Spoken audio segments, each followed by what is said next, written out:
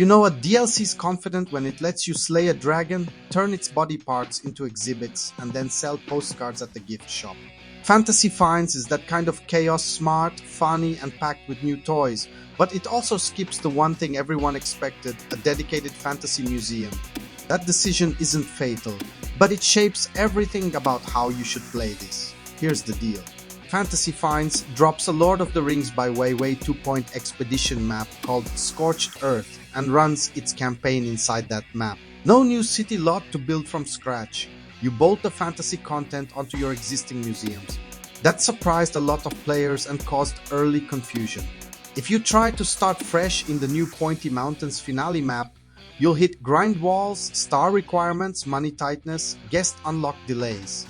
It's doable, but if you want to mainline the DLC's best bits, launch it in a big, already healthy museum like Memento Mile or Pebberley Heights. Bigger footprint, fewer bottlenecks, more space for goblin statues, and questionable health and safety decisions. The bold take. This is the most mechanically refreshing 2-point add-on yet, but its late-game leaning and progression can get sticky. The lack of a themed museum robs the fantasy of a showcase stage. Yet the systems and exhibits are so playful, they almost brute force the vibe anyway. Let's talk spice experts. Fantasy Finds turns your expedition squad into a mini RPG party: wizard, bard, rogue, barbarian, each specializing in intelligence, luck, dexterity, and strength. POIs throw dilemmas that can be flat out negated if your party hits specific stat thresholds. 15 strength shrugs off goblin thugs. 20 intelligence resists curses. You're not just hiring levels, you're sculpting builds. Level ups hand you stat points. Potions can spike your numbers during a run. And then there's mystical gear, exhibits you can literally wear to juice stats, the wizard hat for brains, the winged boots for dexterity, the whole cosplay but for HR situation. The catch is that equipped pieces go empty on the floor, so the min-max move is to collect duplicates. One set for the museum, one set for the backroom war chest. It's one of the few management sims where the optimal layout includes a secret armory next to your janitor closet. The new decor and theming, it hits. Tavern floors turn cafeterias into rowdy inns.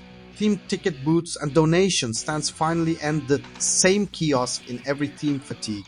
You don't get a mountain of decorations up front, you'll unlock more via POIs and enlightenment, but the overall look sings once it's rolling. Yes, fantasy guests, goblins, dwarves, and other fresh faces at Buzz. Though some show up late if you're on newer maps. Also, the desk announcements are on-brand nonsense and deserve their own Grammy category. Quick spoiler in 3, 2, 1. The Scorched Earth campaign is a dragon hunt structured around 3 escalating boss fights. It's not just flavor text, you'll brew unique dragon potions, push high stat checks, and potentially lose experts mid-run. The museum even lets you memorialize the fallen with plaques, which is grimly hilarious when placed under a trophy made of their murderer. The narrative beats aren't deep fiction, but the format gives you a tangible goal that recontextualizes the grind. You're not just farming curios, you're gearing up to punch a lizard the size of a bus. Counterpoint time. Map design leans cluttered with obstructions that make routing a hair fiddlier than the base game. Some unlocks force cross-team mastery, like needing specific marine skills for a fantasy POI, which can feel like homework if you came here to purely roleplay bardcore. Attribute gates escalate, meaning you'll revisit areas to squeeze XP and stat points. If you thrive on optimization, that's dessert. If you want instant spectacle, that's broccoli. Practical, no-nonsense tips so you don't faceplant. Start the DLC on a large, profitable museum, not the snowy finale. Specialize your party early, don't spread points wafer thin, just in case.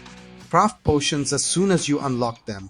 There's no material cost, so treat them like free temporary steroids for dicey checks.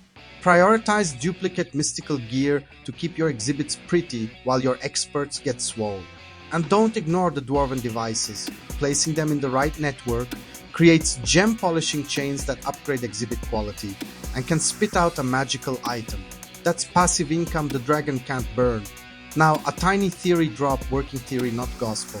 Scorched Earth's in-map structure feels like a pilot for future cross-team campaigns. Adventures that piggyback on whatever mega museum you've already built, rather than resetting the board. It trades narrative framing for mechanical depth.